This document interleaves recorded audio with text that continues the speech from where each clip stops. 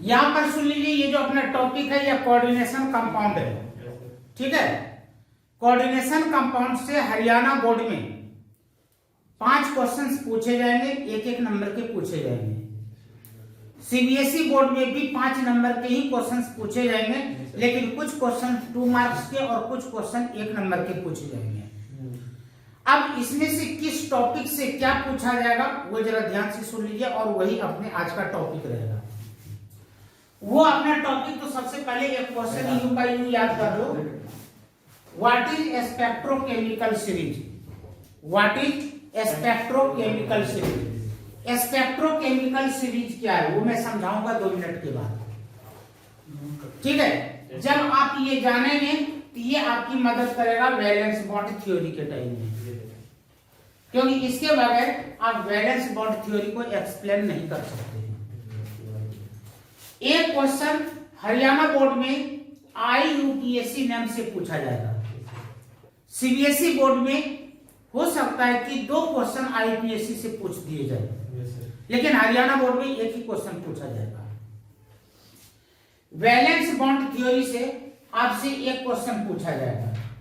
Valence bond theory में या तो आपसे हाइब्रिडाइजेशन पूछा जा सकता है, ज्योमेट्री पूछा जा सकता है, मैग्नेटिज्म पूछा जा सकता है, कोई भी एक चीज पूछ दिया जाएगा।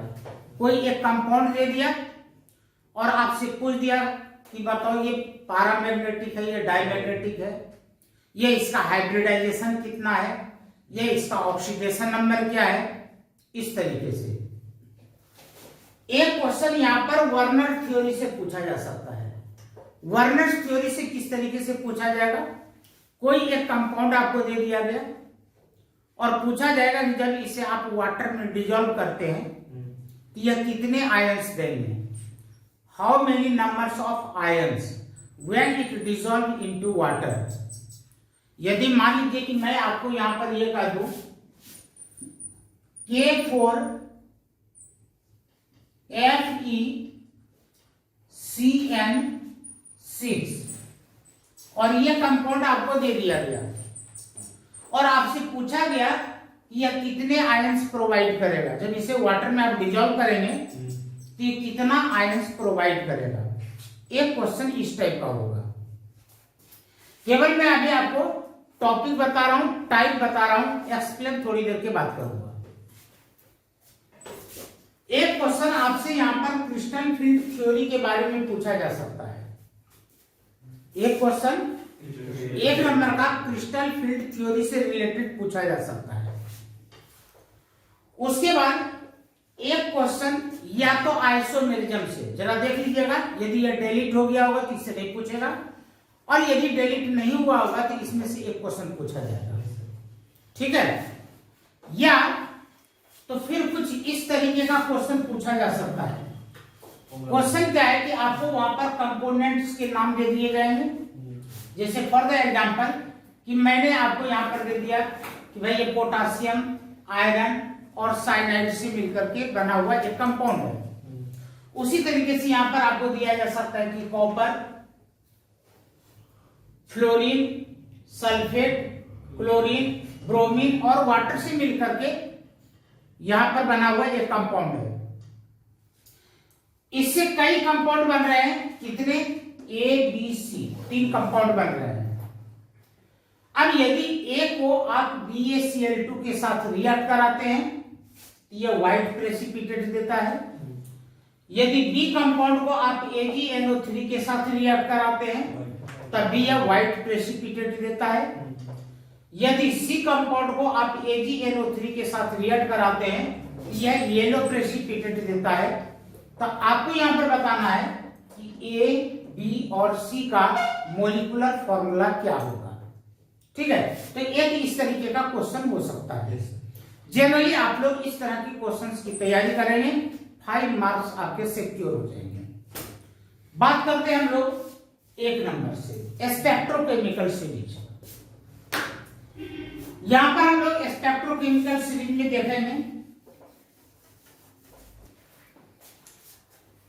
हम यहां पर स्पेक्ट्रोकेमिकल सीरीज को सबसे पहले एक तो डायरेक्ट आपको यहां पर डेफिनेशन याद कर लेना है। डेफिनेशन यहां पर क्या होता है कि जितने भी लिगेंड्स होते हैं, शायद लिगेंड्स आप लोगों को पता होगा, यदि नहीं पता है तो एक बार सुन लीजिए। एन एटॉम और ए ग्रुप ऑफ एटॉम्स, जो मैं बोल रहा हूं उसे ध्यान से सुनना है। एन एटॉम और a group of atoms, it donate lone pair electrons to the central metal atom. चाहे एक एटॉम हो या एटॉम का कोई एक ग्रुप हो, यदि वह अपना lone pair electron central metal atom को डोनेट करता है तो उसे लिगेंड कहते हैं, और यदि वह लोन पेयर इलेक्ट्रॉन डोनेट नहीं कर रहा है तो वह लिगेंड नहीं है। तो ये जितने भी मैंने यहां पर लिखे ये सब के सब क्या है, लिगेंड्स। अब ये जितने भी लिगेंड्स होते हैं इन सबों का क्रिस्टल फील्ड स्टेबलाइजिंग एनर्जी होता है, या क्रिस्टल फील्ड स्प्लिटिंग एनर्जी भी कर सकते हैं। जो मैंने यहां पर CFSE लिखा है, इस CFSE को क्रिस्टल फील्ड स्प्लिटिंग एनर्जी, ये स्टेबलाइजिंग एनर्जी भी कहा जाता है, दोनों नाम है। तो अलग अलग लिगेंड्स का यह वैल्यू अलग अलग होता है। इस वैल्यू के आधार पर जो आप इंक्रीजिंग ऑर्डर में इसे अरेंज करते हैं, इसी को कहा जाता है स्पेक्ट्रोकेमिकल सीरीज। बिल्कुल सिंपल लैंग्वेज में आपको याद रखना है, the arrangement of ligands, common ligands याद रहे, बहुत अच्छी बात है। Ninth, the arrangement of ligands in increasing order. The arrangement of ligands in increasing order of their crystal field splitting energy value, yes, CFSE value. याद हो गया? The arrangement of ligands of their increasing order of their arrangement of ligands in increasing order of their crystal field splitting energy value is known as spectrochemical series. अब इसमें आपको एक water याद रखना बहुत जरूरी है, ठीक है। अब इस सीरीज में कुछ लिगेंड्स वाटर से पहले लिखे हुए हैं और कुछ वाटर के बाद लिखे हुए हैं। वाटर से पहले जितने भी यहां पर लिगेंड्स हैं ये सब के सब कहलाते हैं वीक फील्ड लिगेंड, और वाटर के बाद जितने भी यहां पर लिखे हुए हैं वह कहलाता है स्ट्रॉन्ग फील्ड लिगेंड। तो आप कहेंगे फिर तब वाटर कहां पर है? वाटर यहां पर वीक में ही माना जाएगा, यानी कि वाटर तक, up to water weak field ligands, और after water strong field ligands. यहां तक समझ में आ गया? अब यहां पर इसी के बेस पर एक क्वेश्चन उठा लेते हैं। मान लीजिए कि आपको यहां पर एक क्वेश्चन दे दिया गया है, इस क्वेश्चन में क्या क्या पूछ सकता है। नंबर 1 में ऑक्सीडेशन स्टेट ऑफ कोबाल्ट, ठीक है। नंबर 2 में magnetic nature of this compound, इस कंपाउंड का मैग्नेटिक नेचर। नंबर 3 में हाइब्रिडाइजेशन,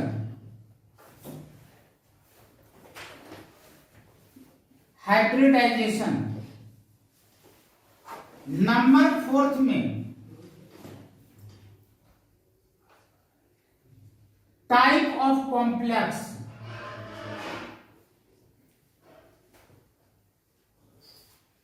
किस टाइप का यह कॉम्प्लेक्स है, यानी कि लो स्पिन कॉम्प्लेक्स है या हाई स्पिन कॉम्प्लेक्स है। सेंस यहां पर ये है।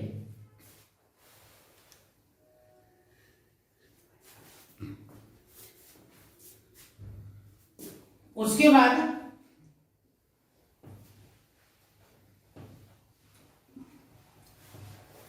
यहां पर इसका ज्योमेट्री पूछा जा सकता है। सबसे पहले आपको यहां पर क्या करना है, यदि आपको ऑक्सीडेशन नंबर निकालना है तो कोबाल्ट का ऑक्सीडेशन नंबर निकालना है, जिसका भी आपको ऑक्सीडेशन नंबर निकालना हो उसकी जगह पर आप रख दें X प्लस। अब यहां पर आपको ये याद होने चाहिए कि कौन से लिगेंड्स पॉजिटिव है, कौन से नेगेटिव है और कौन से न्यूट्रल है। पहचानने का तरीका, जिसके ऊपर रूटीन में आप जानते हैं कि कोई चार्ज नहीं होता वह न्यूट्रल होता है। जैसे वाटर के ऊपर कोई चार्ज नहीं होता है, न्यूट्रल। अमोनिया के ऊपर कोई चार्ज नहीं होता है, न्यूट्रल। ठीक है, लेकिन जो क्लोरीन है, ब्रोमीन है, आयोडीन है, ये सब निगेटिव आयंस होते हैं।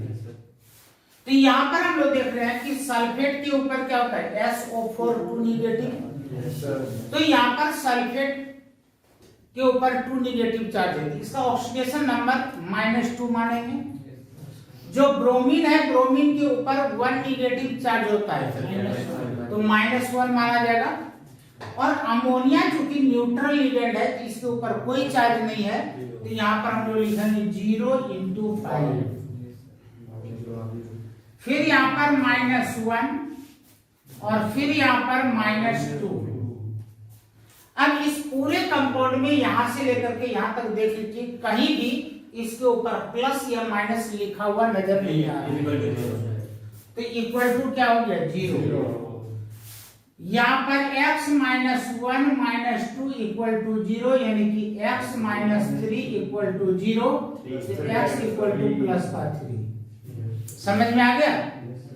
तो यहां पर एक क्वेश्चन का आंसर आपको मिला कि इसका ऑक्सीडेशन नंबर क्या होगा, +3। सिर्फ इतना ही करना था। ठीक है। नंबर 2, यहां पर आपसे पूछा जा रहा है कि इस कंपाउंड का मैग्नेटिक नेचर क्या होगा। अब मैग्नेटिक नेचर के लिए थोड़ा सा डिटेल में जाना पड़ेगा। ये सबों के समझ में आ गया। अब यहां पर आगे देखते हैं, जो यहां पर कोबाल्ट है, कोबाल्ट का एटॉमिक नंबर होता है 27। यदि 27 होता है तो यहां पर आप लिख सकते हैं 3d7 और 4s2। क्या ये पॉइंट समझ में आया कि ये कहां से आया? राजकुमार झूठ मत बोलना, सावन नहीं समझ में आया।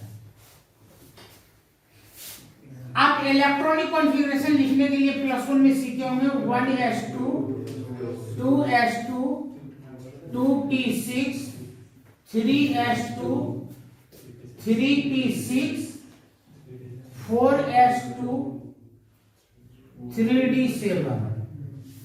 ये तो लिखने के लिए जानते हैं।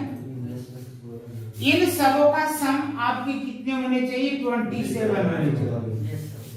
ठीक है। याद रखिएगा कि जो डी ब्लॉक के एलिमेंट्स होते हैं, इसके वैलेंस इलेक्ट्रॉन्स 2 जगह पाए जाते हैं। एक पाया जाता है आउटर मोस्ट सेल में और दूसरा पाया जाता है पेनल्टीमेट सेल के डी ऑर्बिटल में। तो आउटर मोस्ट सेल तो आपका यहां पर हो गया 4s, और 4 का पेनल्टी 4 यदि आउटर मोस्ट है तो पेनल्टीमेट ऑर्बिट कौन होगा, थर्ड। और थर्ड के डी में भी जो इलेक्ट्रॉन्स हैं यह भी वैलेंस इलेक्ट्रॉन ही माने जाएंगे। इसलिए मैंने यहाँ पर 4s और 3d दोनों को लिख लिया। पहले मैंने यहाँ पर 3d लिख लिया, फिर बाद में हमने 4s लिखा। यदि यहाँ पर 4s है तो इसका मतलब इसके पास 4p भी होंगे, 4d भी होंगे। वो अलग बात है कि इसके पास इलेक्ट्रॉन्स नहीं है। यहां तक समझ में आ गया। अब जरा यहां पर एक चीज देखिए, क्या चीज, तो हमने अभी यहां पर इसका ऑक्सीडेशन नंबर कितना निकाला है, +3 निकाला है। क्या +3 का मतलब कि इसमें से 3 इलेक्ट्रॉन्स बाहर जा चुके हैं। वो कहां से निकला होगा, पहले आउटर मोस्ट से निकलेगा और उसके बाद भी यदि इलेक्ट्रॉन्स निकलने हैं तो वह पेनल्टीमेट सेल से निकलेंगे। यानी कि 2 इलेक्ट्रॉन्स तो S से निकलेंगे और 1 इलेक्ट्रॉन D से निकलेंगे। अब यहां पर आ जाएगा 3d6 4s0 4p0 और 4d0। ये मैंने यहां पर लिखा CO3 प्लस का। ठीक है, आप मन में सोच रहे होंगे कि जब 0 है तो इसे आपने लिखा ही क्यों?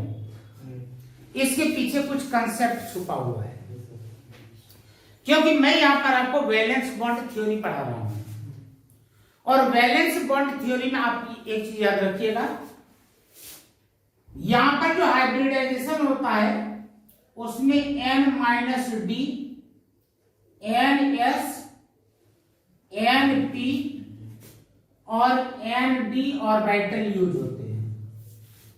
हाइब्रिडाइजेशन में कौन कौन से ऑर्बिटल इन्वॉल्व हो सकते हैं? N-1D यानी कि पेनल्टीमेट ऑर्बिटल का D, फिर आउटरमोस्ट शेल का S ऑर्बिटल, P ऑर्बिटल और D ऑर्बिटल। कोई जरूरी नहीं कि ये सब के सब इन्वॉल्व हो ही जाएंगे, लेकिन इनमें से इन्वॉल्व हो सकते हैं। यहां तक समझ में आ गया? इसलिए मैंने यहां पर इन सबों को लिख लिया कि हमें जिसकी जरूरत होगी वो मैं यूज कर लूंगा। यहां तक किसी को कोई डाउट? अब आगे देखिए,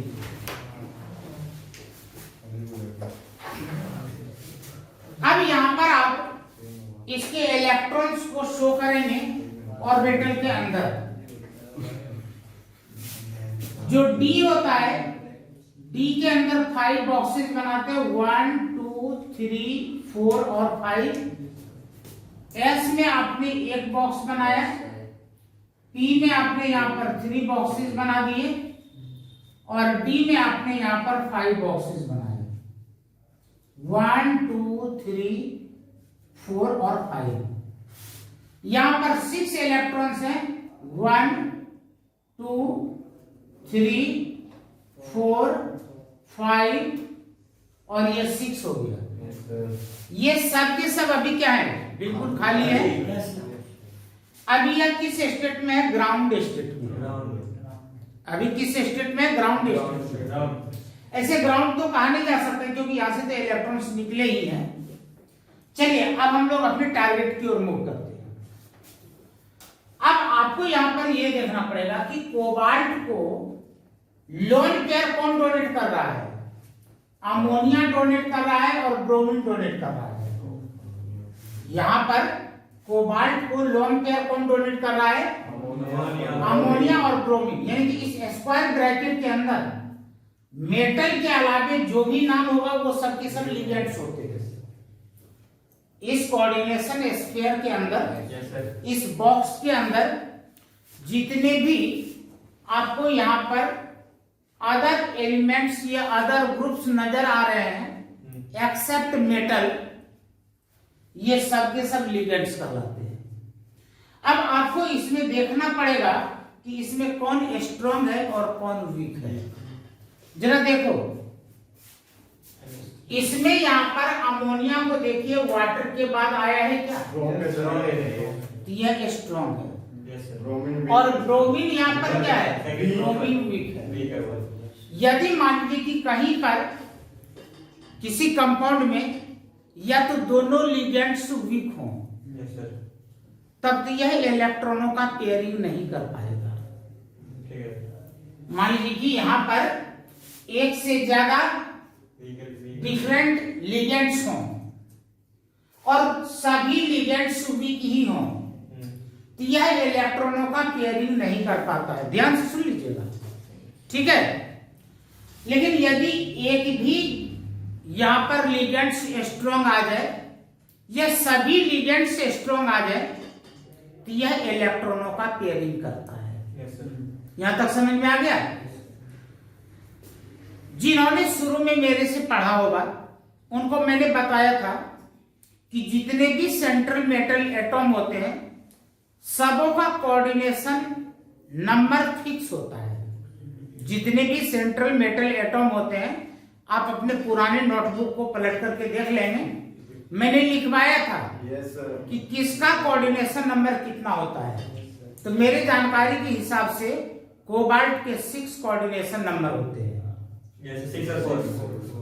हाँ, अब 6 भी होते हैं और 4 भी होते हैं। तो मुझे कैसे पता लगेगा कि यहां पर कितने हैं? तो जरा देखो, यहां पर अमोनिया मोनोडेंटेट लिगेंड है, यानी एक अमोनिया एक लोन पेयर डोनेट करता है। तो 5 अमोनिया है तो इसने 5 लोन पेयर डोनेट किया क्या? Yes, sir. कोई भी हाइड्रोजन या भी मोनोडेंटेट लिगेंड होते हैं, तो एक हाइड्रोजन है तो इसने भी एक लोन पेयर डोनेट किया होगा। तो टोटल 6 लोन पेयर्स डोनेट हुए क्या? इसका मतलब कि इस केस में कोबाल्ट का जो कोऑर्डिनेशन नंबर है वो कितना है? 6 है। यहां तक समझ में आ गया? इसका मतलब ये हुआ कि जब ये हाइब्रिडाइजेशन करेगा तो इसको इसमें से 6 खाली ऑर्बिटल चाहिए। ठीक है, आप कहेंगे इसके पास तो बहुत सारे हैं, सबों से इसको मतलब नहीं है। इसको मतलब किससे है कि यदि यहां पर स्ट्रॉन्ग फील्ड लिगेंड है तो हाइब्रिडाइजेशन में n-1d का यूज करेगा। यदि स्ट्रॉन्ग फील्ड लिगेंड है तो यह कौन सा d ऑर्बिटल यूज करेगा? n-1d यानी कि 3d यूज करेगा। और यदि कमजोर लिगेंड होता, वीक लिगेंड होता, तब यह 4d को यूज करता। d तो यूज करेगा। आपके समझ में नहीं आ रहा है? कहां पर दिक्कत? n-1d समझ में आया? ठीक है, n-d समझ में आया? यह n-s हुआ और यह n-p हुआ। n का मतलब कि आउटर मोस्ट ऑर्बिट। n का मतलब क्या हो गया? Outer most orbit. तो इसमें जो सबसे बड़ा नंबर है वो तो 4 ही है ना। Yes, sir. तो 4 यहां पर क्या हो गया? आउटर मोस्ट ऑर्बिट हो गया। तो n-1 यानी कि 4 से ठीक पहले 3 होगा। Yes, sir. तो 3d हो गया, यानी n-1d। ठीक है, यहां तक समझ में आया क्या? एक बात यहां पर और भी जान लीजिए जिनके समझ में नहीं आ रहा है। वो चीज क्या है यहां पर?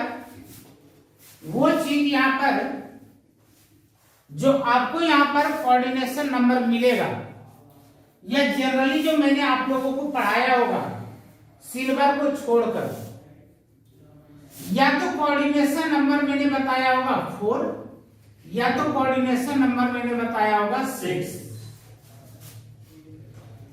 यदि कोऑर्डिनेशन नंबर 4 है, यदि कोऑर्डिनेशन नंबर 4 है तो इसमें हाइब्रिडाइजेशन क्या क्या हो सकता है? एक sp3 हो सकता है, एक dsp2 हो सकता है। याद रखना, बहुत मदद करेगा कंपटीशन में।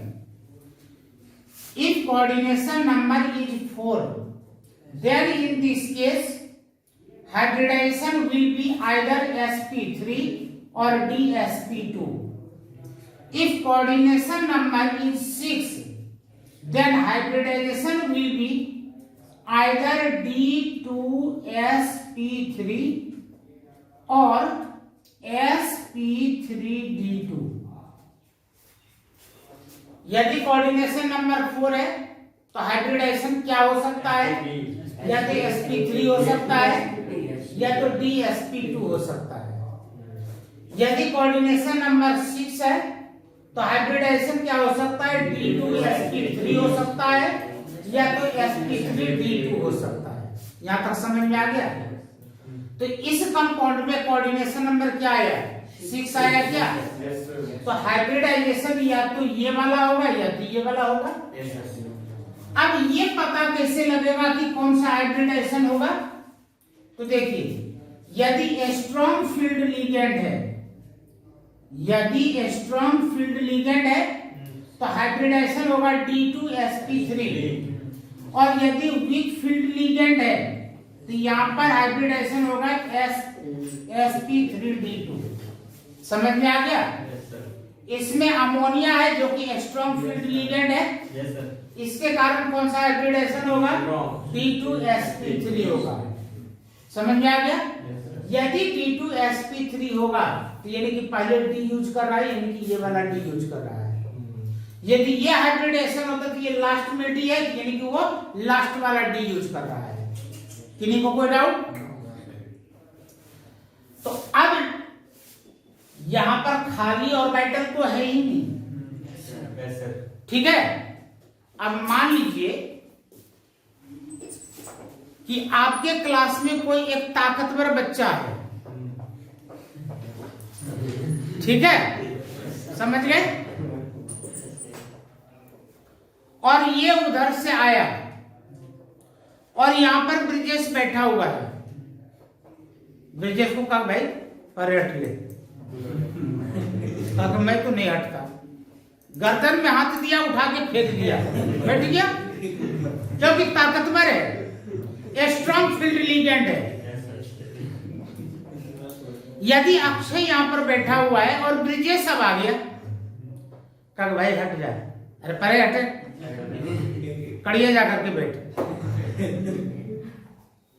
चुपचाप कहीं दूसरी जगह बैठ गया, या आते ही डर से पूछेगा ही नहीं, कहीं अपने ही जहां खाली जगह मिलेगा वहां पर बैठ जाएगा। ऐसा ही होगा ना। तो जो स्ट्रॉन्ग फील्ड होता है वह इलेक्ट्रॉनों का पेयरिंग कर देता है। कैसे करेगा जरा देखो, इसको कितने डी चाहिए? 2 डी चाहिए क्या? यहां से 2 जगह खाली करवाएगा, एक अपने लिए, एक हिमांशु के लिए, दीपांशु के लिए। क्या करेगा जरा देखो, इसको उठा करके यहां पर भेज देगा और इसको उठा करके यहां पर भेज दिया। अब इसके दोनों ऑर्बिटल खाली हो गए क्या? अब यदि यहां पर ये खाली हो गया तो जरा ध्यान से देखना,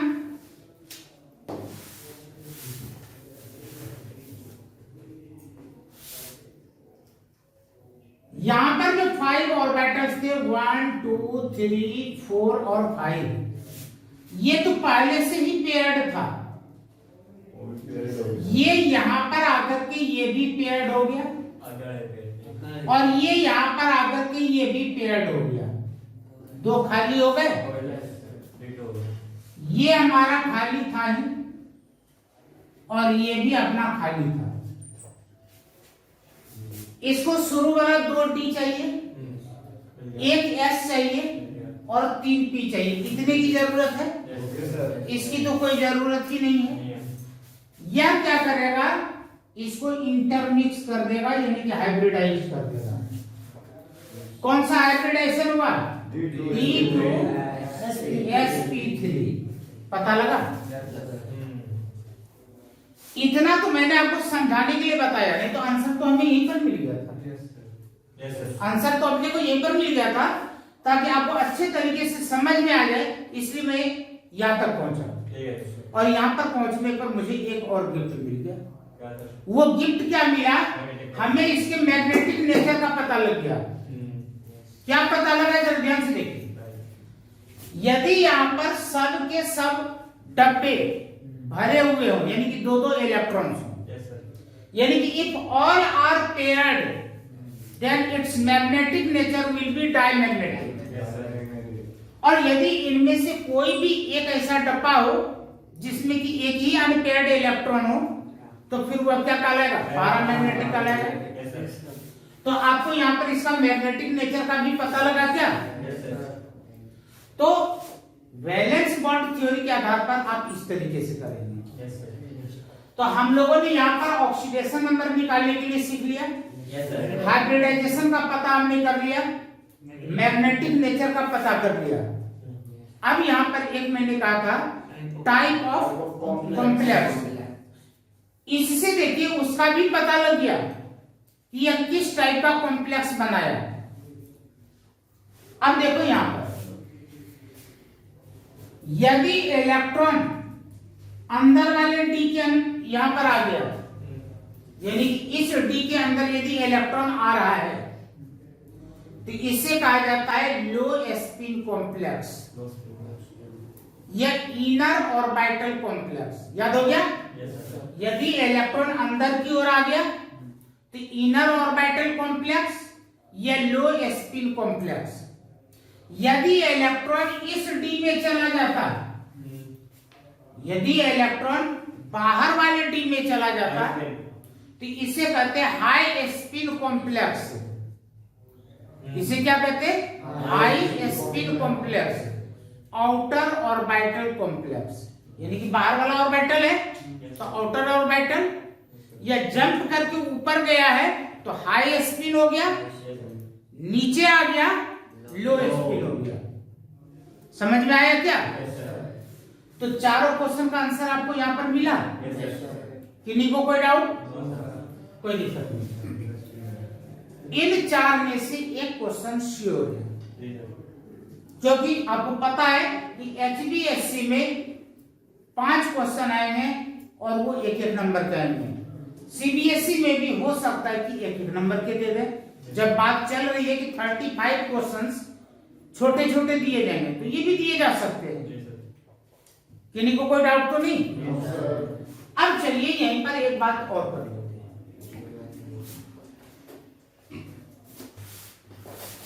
मैं यहां पर लिख रहा हूं कि आपके पास 3 कंपाउंड है, A, B और C। आपके पास 3 कोऑर्डिनेशन कंपाउंड है। ये तीनों कोऑर्डिनेशन कंपाउंड जिन जिन एलिमेंट्स के मिलने से बना है या उसके जो कंस्टिट्यूएंट सबस्टेंसेज हैं वो क्या है? कोबाल्ट है, यहां पर 4NH3 है, एक क्लोरीन है, एक ब्रोमीन है और एक सल्फेट है। एक कोबाल्ट है, 4 अमोनिया है, एक क्लोरीन, एक ब्रोमीन और एक सल्फेट है। इसके मिलने से 3 डिफरेंट कंपाउंड्स आपको मिलते हैं, A, B, C। ठीक है। अब यहां पर कंडीशन क्या है? कंडीशन यहां पर मैं लिख रहा हूं। 2-4-5 मिनट फालतू हो जाए, कोई दिक्कत तो नहीं है ना? कोई नहीं, सिर्फ 2 मिनट की बात है। मतलब अब जो लेक्चर चल रहा है एक दिन भी मिस कीजिएगा तो आपको खुद अंदाजा लग रहा होगा कि कितना लॉस होने जा रहा है। ए के बारे में यहां पर कहा जा रहा है कि यदि यह BaCl2 के साथ रिएक्ट करता है तो यह व्हाइट पीपीटी देता है। बी के बारे में कहा जा रहा है कि if it reacts with AgNO3 then it gives white PPT. और यदि C इसके साथ रिएक्ट करता है AgNO3 के साथ तो then it gives yellow PPT. ठीक है? अब याद रखो, यदि BaCl2 के साथ रिएक्ट करने पर व्हाइट प्रेसिपिटेट दे रहा है तो समझ लेना काउंटर आयन के रूप में सल्फेट आयन है, SO4 2 negative as counter ion. Counter ion का मतलब क्या होता है? जो डब्बे के बाहर में हो। काउंटर आयन का मतलब जो बॉक्स के बाहर में है। एनायन यहां पर होगा, एनायन होगा। ठीक है? यानी कि ये जो काउंटर आयन होगा एनायन के रूप में होगा। यदि AgNO3 के साथ व्हाइट प्रेसिपिटेट दिया तो क्लोराइड आयन यहां पर एज ए काउंटर आयन होगा। और यदि येलो प्रेसिपिटेट दिया तो यहां पर bromide ion as a counter ion होगा। समझ में आ गया? अब देखो यहां पर एक क्या बना, ए यहां पर बना CO NH3 4 Cl Br और बाहर में क्या जाएगा? SO4। अब निगेटिव नहीं लगेगा क्योंकि कंपाउंड बन गया ना। जब तक अलग था हमने निगेटिव दिखाया था। अब यहां पर B, यहां पर काउंटर आयन के रूप में कौन रहेगा? क्लोरीन। यहां पर लिखेंगे CO NH3 4। अब यहां पर Br और SO4 होगा। और बाहर में कौन जाएगा? क्लोरीन। समझ में आ गया क्या? सी की बात कर लेते हैं।